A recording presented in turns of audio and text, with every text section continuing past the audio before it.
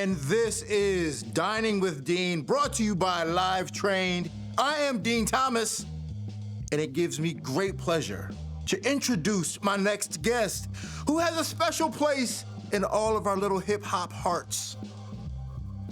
Mims, what's going on, my brother? Dean, what's up, man? What's happening? So listen, no. First of all, I gotta tell you this. See, I'm hot because I'm fly. You ain't because you, yeah. What's going on, man? All right, let's chop it up. Pleasure's all mine, first and foremost. I love your setup here, your dining room set. Well, you know, I work it out. Whoever did this, I need the number so I could hook my place up. Well, I have my people call your people. There it is. So let's start from the beginning, man. Mm-hmm. You're from New York. I mean, you're about as New York as it gets. I mean, from the hat to the sweatshirt to the boot. So like, yeah. So take me back to the beginning of when it all started, like how you grew up, childhood and everything. Yeah, born and raised. Actually grew up in a place in New York called Washington Heights. A lot of people don't really know what that is unless you're from New York. So most people know like Brooklyn, Harlem, places like that. But Washington Heights is actually a section of Manhattan that's right above Harlem. I would say, for those who do know about it, early 80s, early 90s, late 80s, it was like that. They call it like the cocaine capital of New York City. So a lot of hustlers, a lot of drug dealers, a lot of nefarious things that were going on uptown, as we like to call it. So that explains that chain. No, no, I'm just kidding. This chain's a little different, but I mean, it explains the culture, from, obviously street culture into entertainment and obviously even sports. So like, Washington Heights was that place where I would say my first, I won't rat anyone out, but my first interaction with celebrities was usually when they were coming to my street to buy drugs. But I won't name any names. There's a lot that I would see back then, but that was like my first interaction with seeing like celebrities. When people would come from New Jersey, right across the bridge, right across the GWB, and they would come. I lived on 164th Street, so they would come pick up things and then leave right back. Wait a minute, I know that guy. Exactly. Well, was it without saying names? Was it rappers, actors, sports athletes? I would say a lot of some really famous singers and some really famous actors. And also, obviously, people would come there to purchase large amounts of this stuff and distribute it out throughout different places. So once again, like it sounds weird to say, but like my first interaction with a lot of like celebrities was that part of it. And honestly, that was what Washington Heights was like notoriously known for. Just having people come in. It was that hustlers area. So like anyone who knows about New York City, you have 5 boroughs, 6 if you include Long Island, because Long Island is technically like the 6th borough. But every borough kind of had their own thing. So you had, Brooklyn back then was like the stick-up kids, and in Manhattan, we were like money-making Manhattan. So a lot of it was hustler-oriented, the way we dressed, the culture, the way we spoke. So yeah. That was my area, my upbringing.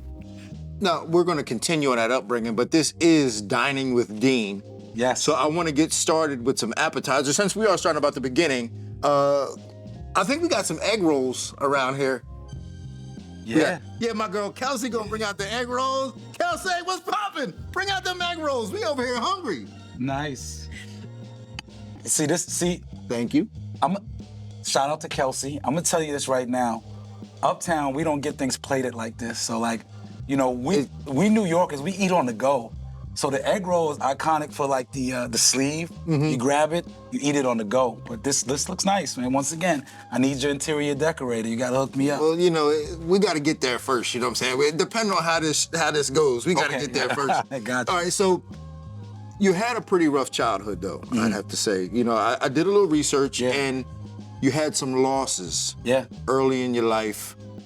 Do you mind talking about that? Yeah, absolutely. So I like to tell this story because I feel like people need to hear it to see where it comes from. But when I was younger, growing up, my father wasn't in the picture. So I was raised in a single parent household. My mother did most of the raising for me as a child. Then my grandparents and my aunt kind of took over. My father actually passed away when I was 11 years old. And I didn't know much about him, so I didn't mourn his death as much as, people would say. So it wasn't as big of a deal. How did he pass? You know what's so crazy? Till this day, I don't remember. I don't know. I don't know how never he did. knew, huh? My mother decided to shield me from that side, and because I wasn't raised with him, it wasn't anything.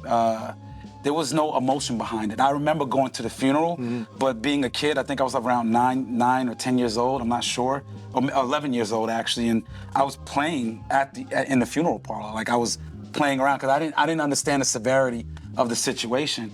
And I have another story to tell, but I'll tell. Obviously, my mother went on to pass away when I was 13. That was a bigger loss for me. So my mother passed, I think maybe 2 months after my 13th birthday. And obviously, growing up in a single-parent household, her being, I guess, technically the head of the household, that was the one that I took really hard. And then when she passed, and I realized that my father had passed 2 years prior, I became technically an orphan to the state of New York. So me and my brother became orphans to the state. And that's when it really hit me, like, I'm in this world, no parents. So growing up, imagine growing up in a place like Washington Heights. I'll tell you how nefarious things were back then. I could have easily been subjected to that street life.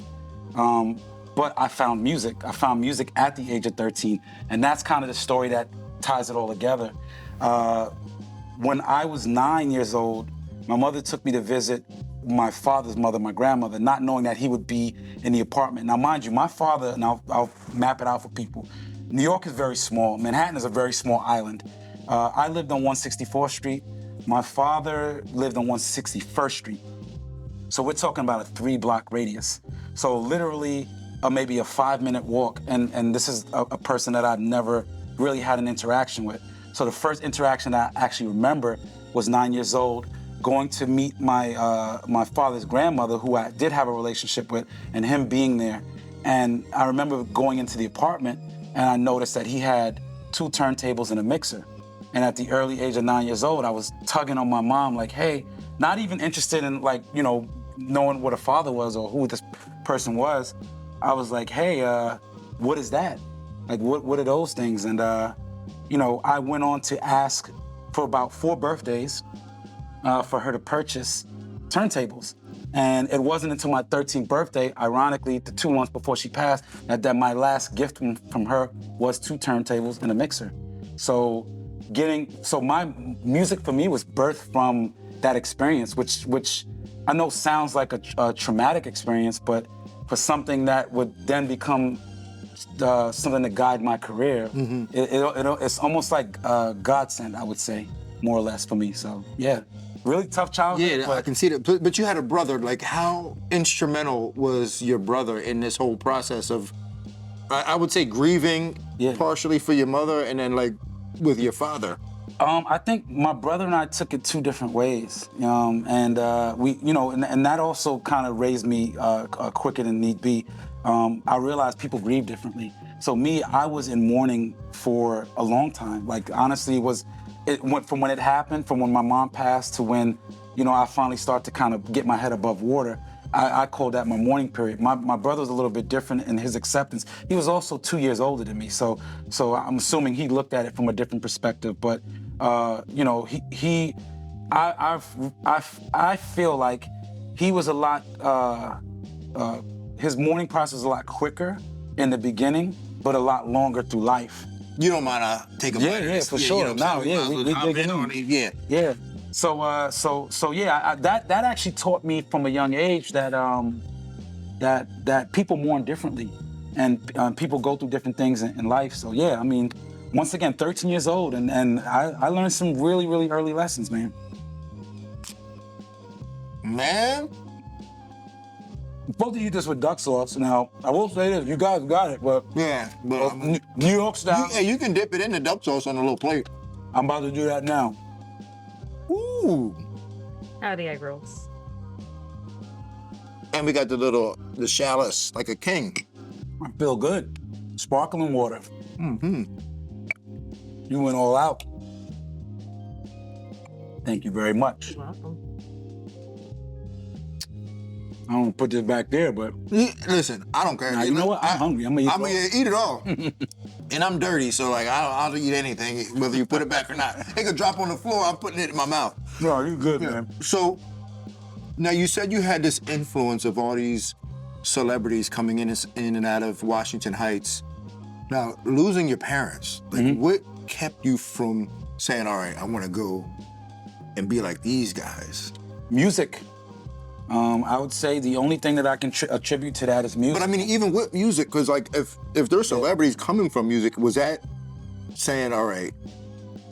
I mean, but did you not recognize like, all right, coming with music and these guys are going and buying drinks? Like there was no connection there? So I think, one of the things I will say is that, and shout out to anyone who grew up and on my block, specifically 164, 164, 165, 163rd. There was some really amazing people for me growing up. Like the older hustlers, I would say, they weren't naive to what they were doing. For them, it was always trying to figure out an exit. So for me as a child, it was never, yo, you gotta grow up and do what we do. It was always like, look, you can look at what we do, but apply it to something differently. So I think that's where I got my business savvy from. And you're right. Like, growing up in an area like that, you don't necessarily, I'll actually tell you why I was able to pivot away from that mentality. Growing up in the Heights, you didn't necessarily have much influence to go off of. Like I said, it was either hustling. You may have, honestly, we weren't even known for music. There wasn't that many musicians coming out of Washington Heights. And then, and then there was sports. But I mean, I'm 5'9". I mean, I love basketball, but I'm not necessarily, that wasn't my mission. I didn't follow that route. However, I always tell people I have like kind of like the Fresh Prince of Bel-Air story, right? So when my mother passed away, my grandmother became my legal guardian, and my aunt was then moving from Washington Heights to Long Island, and I had the option of actually relocating to South Florida, which is where they actually live currently now, or I could go to Long Island with my aunt and spend whatever umpteenth amounts of years, my high school years, out there. And for me, that was, I don't know if you remember when Will Smith, it wasn't Bel Air, don't get me wrong, it was Westbury, New York. But when I got to see homes, grass. And there's a big difference with Long Island and the cities, a big difference, Huge, and I think that played like a really key role in mentally showing me that there was more than just people living on top of each other. Not that the city's expensive now, but back then, no one wanted to live in Manhattan. So Long Island kind of gave me that, and I always say this, like, without me doing that move to Long Island, I would have never got to see even blue collar people, not let alone white collar, like let alone people who were actually making money, but just to see people that looked like me have homes that were, expensive homes, nice backyards, nice front yards. That did something different for me. It showed me that there was more to the world than just what I envisioned growing up. So what part of Long Island did you move to? Westbury. Westbury. So it's Nassau County. Yeah, That's right. Yeah. So shout to Westbury. I gotta definitely gave me a different mentality, put me on the map. So how did that affect your business savvy? Because you seem to be very business savvy. We're definitely going to get into that. But how did moving there affect that business savvy? I'll put it in an analogy I like to use. So when I went to Long Island, obviously you live suburban life, so I had to have a car. So me being where I'm from, I'm 15 years old. I had to figure out how to get myself a car. And somehow, some way, with no license, I convinced my grandmother to co-sign for a vehicle for me at 15, convinced her that I would make the payments, and she said yes. 15 years old, I had a junior license. I got my real license, or junior license at 16, because in New York, I don't know if the age has changed, but back then, it was 15, permit. You can get a junior license at 16. I got my first car when I was 16 years old. And I had an Acura Integra. So I always like to say, and shout out to all my teachers, not ragging on them, but I had a better car than the teachers in my school. So my mentality was I'm already halfway there. Like, Yeah. you know, I'm in high school. I'm driving I think bought it used. It was like a $12,000 vehicle, but who in their right mind, you know, at 16 years old has a $12,000 vehicle, you know, coming from. I don't got one now. There you go. So, yeah. So one of the things I used to do, and this is my analogy, is I was always into cars, man. I love cars. Like, and I would go on Sunday to car dealerships when they were closed. And it sounds stupid now when I think about it, but I would go when they're closed, and I would go open up used cars that I envisioned myself buying in the future. And I would sit in these cars and I would meditate. And in some cases, like, you know, music wasn't necessarily, it wasn't, I wasn't entrenched in it at that point, but I knew I wanted to do something in business, and music was kind of like the easiest thing. But I would just think, like, when I become a superstar, I'm gonna buy every single car on this lot. And kid you not, like, one of my first cars that I bought, I would go to the Range Rover dealership, and one of the first cars I bought when my career took off was a Range Rover. So I feel like I manifested a lot of these things just by being able to tangibly touch them. So I tell people now, like, if you can see it, it's one part, but if you can actually physically touch it, then it's real and it's obtainable. So yeah, when you mix that with business and creativity, the possibilities are endless. You talk about manifestation. I believe in that wholeheartedly. I think it's a real thing. And now you're talking about your career. Yeah. I think that should bring us into the main course. Let's do it. Let's get there. Here we go. Nice. You know, you gotta smell it before I know, you eat, but man. hey, listen. So tell us what this is. Now, dining with Dean is an experience. Yeah. And I want this to be a great experience for you, my guest today. And you chose this meal. Yeah. And why the significance of chicken wings and shrimp fried rice? A few reasons, right? So one is, and you know, we go back to New York, that New York energy. This is about as New York as it gets. I feel like this should be in a white box, and I should be eating this out of a white box. I was gonna say, we missed the white box and the smoke coming out of it. Yeah. But you know, New York, we iconic for like our Chinese and our pizza, right? Those are the two go-tos, and you know, in New York, we like to eat on the go. Not the most healthy in the world, but we do like to eat on the go. And this was the most affordable meal. So like growing up and where I'm from, you know, this was we call it the $3 and a quarter meal. Like back then, it was, you had $3 and a quarter, you got yourself some chicken wings and some fried rice. So yeah, I mean, this was stomach touching my back, late nights, didn't have much money in my pocket. I still needed to eat.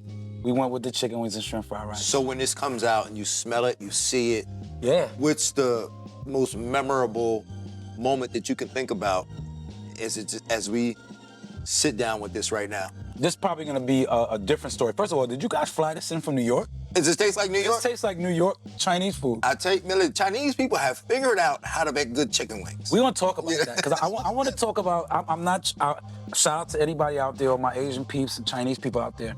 I'll go back to your question first, and I'm gonna make my comment.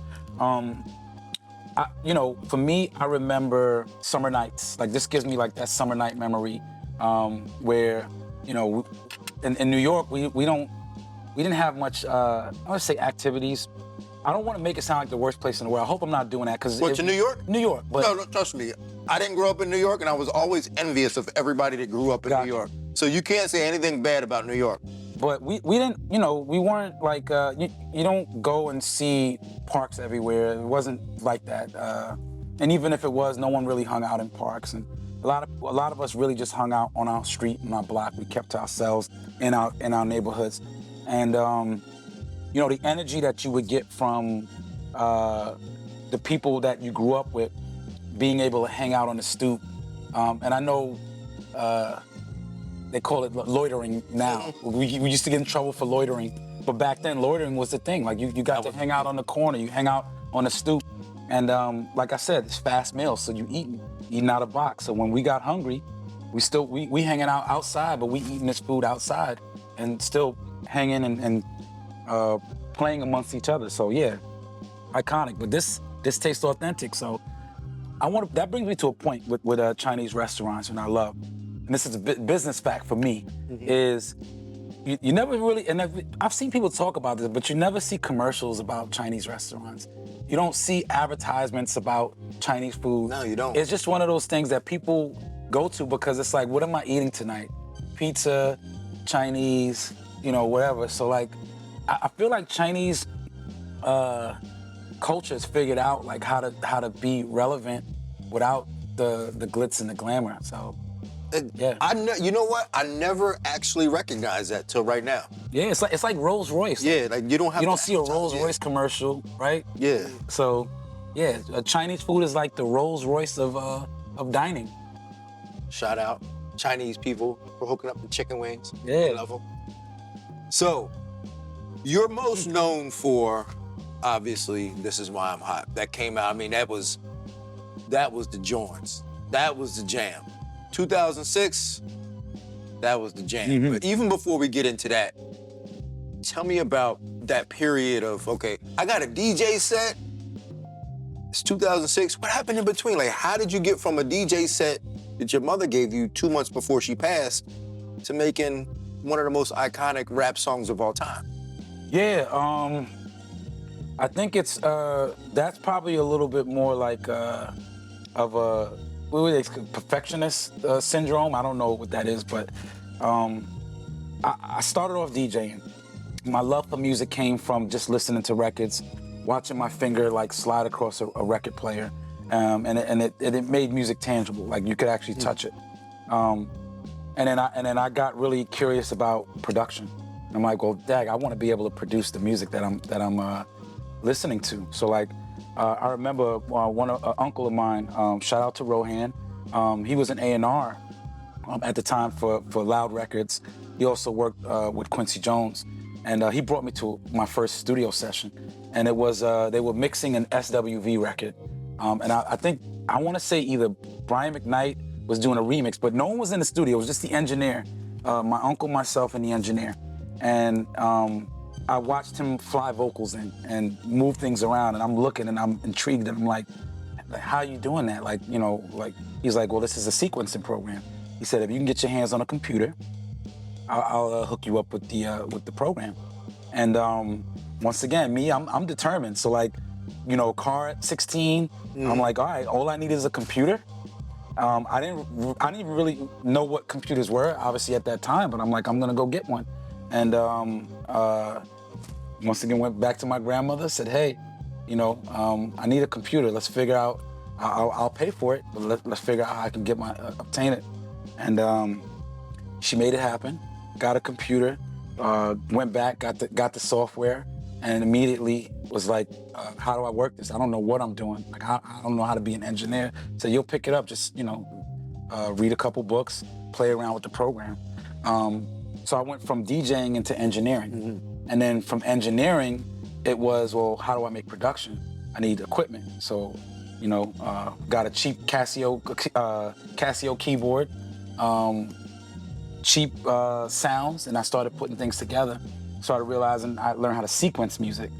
And then after learning how to sequence music, and putting beats together, I didn't have anyone to rap on it. I'm like, all right, well, let me put another hat on, and then I became the artist. And, I always like to say, there's a saying, they say, jack of all trades, king of none, or master of none. But I use that a lot in my life, where it's like, I don't necessarily want to be the jack of all trades and the master of none. I'd rather be the master of all trades in my position. So I said, let me take some time to just focus on being an artist. And I would think I was around 18, 19 when I started to say, when people would come to me like, you're pretty good, like you should, try to do it professionally. And then I started reaching out to other producers for production and music. And, my starving artist period wasn't that long compared to a lot of people that I know. But from 18 to 24 years old, to when my career actually took off, that's 6 years. My stomach, my stomach was definitely touching my back. So this was the meals that I would eat just to get over, like those $3.25 meals to hold me over through the starving artist period to make sure that I can keep working. Well, what kept you motivated if that was, that's, even though you said it wasn't that long, there's still got to be a process of where you're like, You know this what? happen? For me, it was one person at a time. That was my mentality. I wanted to get the respect of one person at a time. And my respect of one person at a time was I'm going to put down a list of people that I want on my team. And if I can win them over one person at a time, before I turn around and look around, I know that I'll have a team of like 20, 30 people willing to ride for me. And that was, I was able to accomplish that. I think starting at 18, it was 17, 18, it was high school. So like my high school peers became that team. And then branching out of high school, going into, I would call my one-year community college, it became, well, I need a manager and I need a promotional staff and I need this and I need that. And it was just my peers around me, like, hey, you want to do this? You want to do that? Sure, okay, cool. Let's go to the city tonight.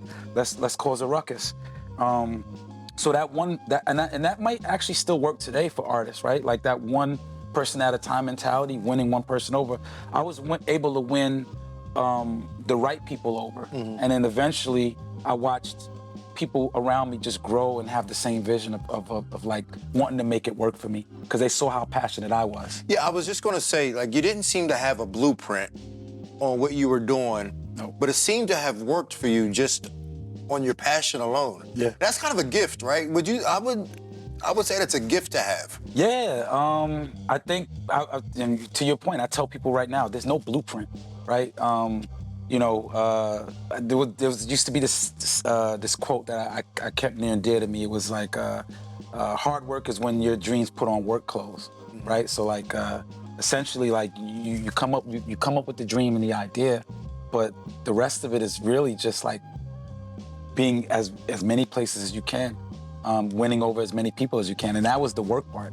Like anybody could, and I'm not saying there's a lot of talented people in this world, right? There's people out there that can shoot a basketball from half court, probably better than Steph Curry can. But I'm sure he worked his way up to get that visibility to where he is now. And it's no different than music. Like, you have to, people have to believe in you in order for this to work. And they all have to believe at the same time. So that's what makes it unique. You got to get everybody to buy in at the same time. And how did you do that? By being visible, by being everywhere I needed to be. So if it was, hey, I need you in Florida, I'm figuring it out. Even if I got stuck there, because sometimes I would go in one way, want a one-way ticket and have no way back. But I'm like, yo, I'm here.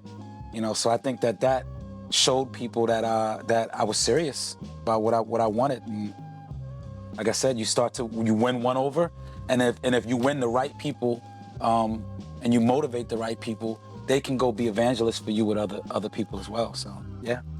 So take me to the song. How did that come about, and what did that do for your life? So I'm giving you the real. I'll give you the real. Give me the real. I don't want the fake. I mean, we got chicken here. Give me the real. I don't give a lot of people the real. This is why I'm hot came from frustration. Yeah, frustration. And I know people say, well, why frustration? So hot meaning like angry? Not necessarily. But I'll tell you a how. euphemism kind of. Yeah, exactly. Yeah, I'll tell you why I say frustration. I was living in Jamaica, Queens at the time, in an attic apartment that my sister's family owns, and I remember my manager at the time. His name is Chris Fields. I always give him this credit. I always like to give people that credit who were part of monumental moments. He walked in with a beat CD, and I'm a New Yorker, as you can see in my hat and the way I speak. And he walked in with a beat CD, and most of the tracks had like this southern vibe to it. And I'm a person. I work with any type of music. I'm not specific to anything. But being a New Yorker, the goal was no matter what music you're on, just always be lyrical. Like always have content, musical content. And I remember playing some of the beats on the CD, and I'm like, well, my first initiation when hearing it, initial reaction when hearing it was, I have to over-rap these records. And some of them were party songs. So imagine if I'm on a party song talking about, the political party and blah, blah, like, you can't. Yeah, you can't. So I was like, you know what? I had an aha moment. I had to stop. And I'm like, I have to just be free-spirited. So we started joking around, and I said, people don't want to hear that. They want to hear stuff like, this is why I'm hot. and I couldn't catch the beat enough to get the next words out, so I just kept repeating it. This is why I'm hot. This is why. This is why. It's like jumping rope. I would tell people, like, you know, trying to catch the rhythm of the beat. And I just said the same thing over and over again. And I looked at him. We looked at each other, and we were like, yo, you know what? That might actually work. So I recorded it. Yeah, so I gotta tell you, before you finish this, like, cause I'm captivated by how these things are created. Like some of the most iconic moments are just created, like somebody was sitting on a toilet and coming up with an idea. So like, I am totally with you on this. So you're saying this is why I'm hot over and over, and you say that to your man, and he's like, wait a minute. Yeah. This might work. And I think it was, so that's the origin of the creation of the record. And I think what it showed me is, and I actually recorded it, because I could have said, you know what, nah, I'm never gonna record that, but I actually recorded it. And where things would actually like be like this like freaky, almost like a freaky twist is the rest of the story. So I record this record, and a family friend of mine, his name was Wes, was up in New York, and he was like, hey, what you been working on? And I was like, yo, not really much, but I do got this one record I did. This is why I'm hot. And he looked at me, he said, yeah, I like it, but I don't like the beat. He said, give me the record, let me send it down to DJ Blackout, who actually produced the record, the version we know now. And he's like, let me send it down and see if they can do something to it. And believe it or not, like, I think it was like a 2-month process. Like, I remember sending the record down, and I would call and be like, hey, Yo, like, what you doing on my song, man? You guys work on it yet? Yeah. Like, what's going on? And they didn't at the time, and then I was persistent enough to be like, yo, what's up with this record? And I actually flew down to Florida, and I was like, remember the record I sent like a couple months ago? Like, where'd you get with it? And I remember having a conversation with Blackout, and he played the record for me, and ironically, like the way he played it, he made me sound offbeat. And I first heard it, I was like, nah, you messing with my flow. Now, now I'm singing a simple record, and now you're gonna mess up my flow. So I was automatically taking it back, like, nah, I don't like it. And then I just was like, I had to listen again, and he did some really great things with the record. Like he threw in production from other successful records just to get people's ears involved with it. And maybe taking it and listening to it for a night, I was like, okay, it's not that bad. And here's where, for me, the story kind of even took more of a twist. I was driving up to Tampa to go see radio station LLD Wild, which is a 94.9 station in Tampa. And I had one record in mind that I was gonna promote. It was a record called I Did You Wrong, which is super New York, super sped up sample, Kanye West style beat. And I had already had previous success with the record. And I was like, if I can get the station's support, maybe this record would be reinvigorated. And the MD at the time, and I've told this story many a times, her name is Beata. She listened to I Did You Wrong. She said, I can't play this on my station. It's not this station's sound. And of course, like that night before, I got the CD out of the studio with This Is Why I'm Hot. And it was like my last like pitch. It's almost like the movie where you're like, wait a minute. Wait, I got one more, yeah. Exactly, and I said, hey, well, what about this? And she listened to it. She said, this is a little bit more, makes more sense. I'll bring it into the mixer meeting. And I think even before we left Tampa, maybe that same night or the next day, she was like, turn on the station. And I heard them playing the record. And she was like, the record instantly had a reaction. We're gonna add it into rotation. And I was like, wow, that was like really great. And there were other stories from other radio stations, like even right here in West Palm, where they were supportive of the record. So me, a New York artist with ties to Florida based on my grandparents coming down in the 90s, I was able to kind of like cultivate my career in this state, in Florida. And then that would be the song that would take me around the globe, but eventually go back up to New York, and for what do they say, all puns intended, made me hot. Yeah. Well, I'll tell you this. Speaking of in Florida, I was in the pawn shop earlier, and I found this still in the wrapper, Mims. The B side is Big Man, Little Man. The A side is I Did You Wrong. So this was the record that we were pushing at radio. This was the one that we thought was gonna be the one to go. And there's another story about this record I could tell, but I actually got sued for this record, which I deserve to get sued for. This record contains a sample, and I tried to have the sample removed before we released it, but it didn't get removed, and I had to pay a little bit of money for this. But what I will say about this record, I Did You Wrong, is that this record was responsible for bringing me on the road with Method Man. So I was able to be the national opening act on a Method Man tour like in 2003, 2004 because of this record. So yeah, this record is this was, you know, when they say success it takes 10 years to be a overnight success.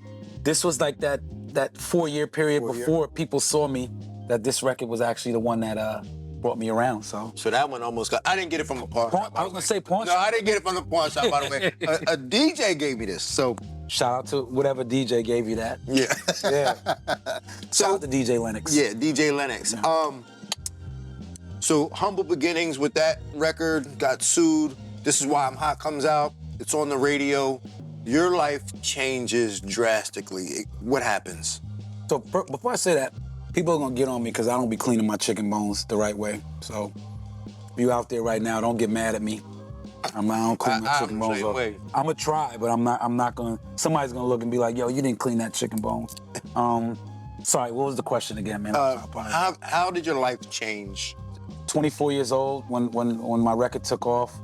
I mean, we talk about the financial aspect of it. I was probably 25 years old when I made my first $1 million. So I think back now at what age I am, 42, and I think back to 25, and I'm like, wow, like this has been like a long journey of roller coaster, ups and downs. Record changed my life. It took me around the world. It changed my financial status or bracket, I would like to say. Definitely not the ride that I would have anticipated, but I'm not mad about it. There's a lot that happened after the success of This Is Why I'm Hot on the financial side that I wasn't ready for. Things like not being paid what I thought I would be paid, you know, being slighted on that side. And then eventually, you know, saying to myself that this is not something that I want to do, and that I wanted to kind of pivot and pursue other things. So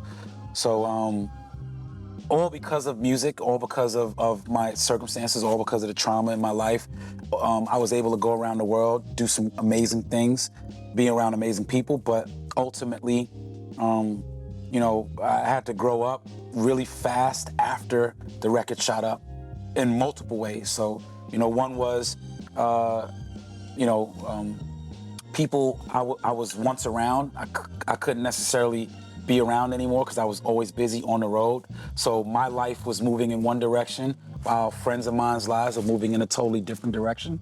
So I got to see people get married, have kids, raise families, and I'm still out here living out of a suitcase. And once again, it's I'm not mad about it, but I think what they say, the grass is always greener on the other side, but really it's greener where you water it. Right. So like people don't ever realize how life is until you're actually in the shoes of a person that you know, or in a position like myself, where I'm actually the first person to experience what I've experienced, and no one around me knew how to kind of react to that, or I had no person to seek advice from for it. So yeah, a lot of changes. So who are some of your biggest influences in terms of your music? Musically, New York. I'm gonna go with the pillars, man. Nas, Jay-Z, Biggie. I was big on the West Coast too. Snoop Dogg, Dr. Dre. You know, Cypress Hill. So that was my era of influence. Like early '90s, early 2000s.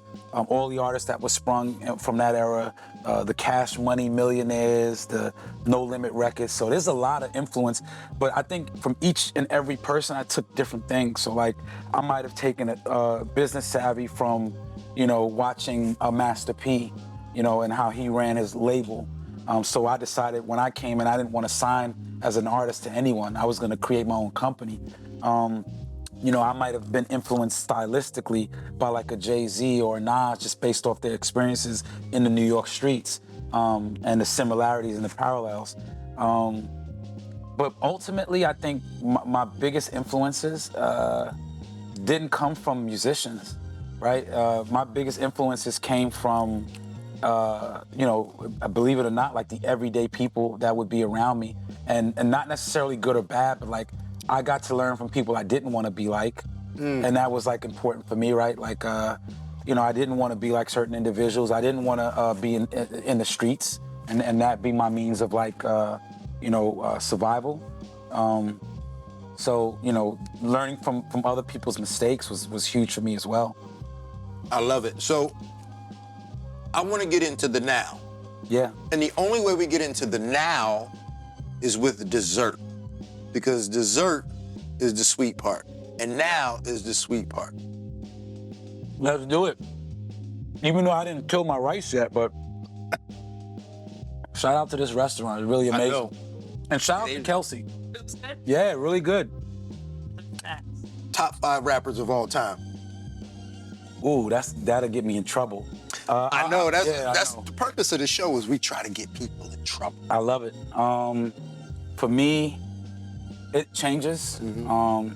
But definitely Jay-Z, Nas. Oh, wow. Oh, man. Okay. I'm gonna have to get a training program going. I wonder where I can go for that.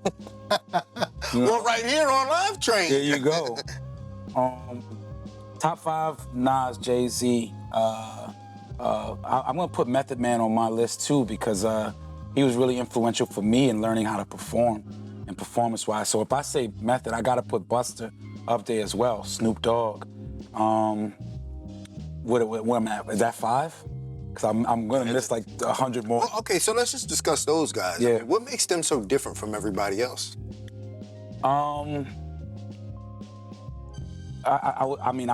say, Nas would probably be for his focus on tying people into the reality of the streets. So when you listen to his album, you really kind of get an understanding of what took place in New York.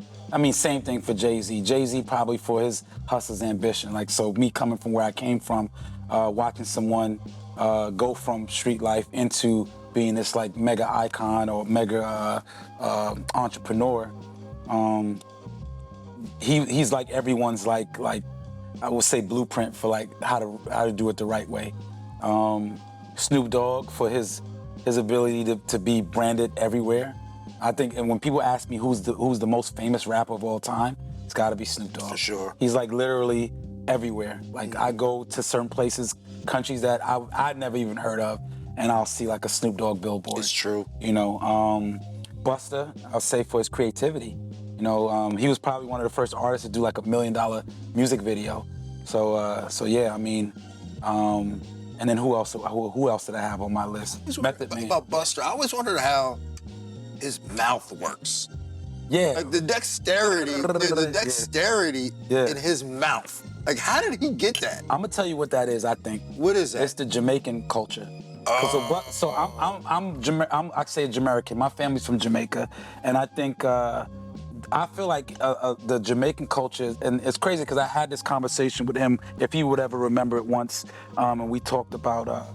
Actually, I had this conversation with Foxy Brown. We talked about Caribbean influence in music, and there wasn't a lot of people that brought that Caribbean flavor. And Busta's just one of those people that, not a lot of people know that he's Jamaican, right. But I feel like that has a lot to do with his performance style, and yeah, I want to say that too, like that culture. The fast speaking, the patois, the ability to syllables. And he was always different, because I remember when he came out with Leaders of the New School. And I remember the song Sound of the Zeekers. And he And everybody else, Dinko D, Charlie Brown, they all go first, and he goes last, and you knew he was the star. You knew he was the guy. And shout out to all those guys. They're all actually Long Island bred MCs. So Busta is like, I mean, once again, his style, his ability to be his fashion savvy, ability to break boundaries with that, and then his performance. And shout out to Spliff Star as well, because I feel like them as a tandem, there's no duo in music that I feel like they are the best duo in hip hop, my opinion. So, that's a heavy statement. Heavy statement. So today, we're eating dessert, so we got to talk about today. Mm-hmm. You seem to be doing very well for yourself, and I know a lot of people, whatever industry they're in, sometimes they fall off, have a hard time having a lot of success after. Yeah. You seem to be doing very well. Yeah, I would say. Tell me through that process. Take me through the process. You know what? I think mentality-wise, I think when I started realizing what success meant to me, it changed everything. It changed how I operated. So what does it mean to you? So now, I think success for me is like being able to spend time with my son. Being able to just be present in the moment. I thought about it before I actually came to this interview. I had this thought in my mind, and I said, I don't normally celebrate wins. Like, I'm not that celebratory person. You don't see me going out puffing my chest up and saying I did this and I did that. And I have to remind myself sometimes that I worked really hard for like the accolades that I have. So I should sometimes really just like sit back and just like embrace it. It's almost like winning a fight, or it's training for a fight that you win. And I was always I train for a fight, I win, okay, what's the next fight? And I guess that's a part of growing up where you're like, all right, I know the battle's not over, so I gotta fight again. And now I'm starting to realize that I just need to really just be in the present and embrace the wins that I'm having. So when I started doing that, my mentality changed. When it stopped being about how much money I could make, more money started coming. And I know it's a hard thing for people to grasp. I usually get in trouble with people when I say that money isn't what motivates me, because everyone says, yeah, well, you need money to survive. Like, you need money for everything. And I'm not insensitive to the fact that a lot of people out there struggle financially. But I think for me, I struggled the most when I was always worried about that. Mm-hmm. And then when I stopped, that's when things started coming. So I got involved in technology. I took a leap of faith and I got out of music. I don't say got out, but I started pivoting from music in 2012. Started investing in bootstrapping what I say my own startups. And a lot of them didn't do what I would have wanted them to do, but I think being out there, being in the action, learning, taking what I learned and applying it to other things, and just being available, networking with a lot of people, shaking hands. So what would end up happening is I get in the room and then someone would say, hey, you're the guy that does that song. What do you got going on for yourself? And then we start talking blockchain technology, or we'll start talking investment. And they're like, wow, I didn't know you were involved in this heavily and stuff. And then that would open up more doors. So yeah, I mean, I don't know if that's just a talent you get from, once again, back to the hustle mentality. It's when I grew up, and I used to tell people all the time, selling drugs is not hard, because most of the times you sell something that's addictive to someone, they coming for it anyway. Mm-hmm. It's just a matter of what your pricing is, and I think if you apply that same mentality, the kids don't sell drugs. Absolutely not. That's not permission to sell drugs. As a matter of fact, I'm saying the complete opposite. I feel like selling drugs is the easy way out. Right. I think the harder way is for the people who go work the 9-to-5s and try to work their way up the ladder. And for me, it was, I don't want the easy way, because the easy way, easy come, easy go. Right. So I'm gonna work my way up. I'll use the same mentality as a person who would, but I'm gonna apply it to different industries. So music, technology, and now I'm here talking with you. I tell you what, man, I really feel like it doesn't matter what industry you were in, you were going to be successful. I appreciate that. And you know what? I started realizing that. I think it's, once again, it goes back to mentality. I think, you know, and I attest this to anyone. You know what I tell people? Artists, any artist that becomes successful in music can become successful in almost anything, because the will and determination it takes to, so the statistics go like this.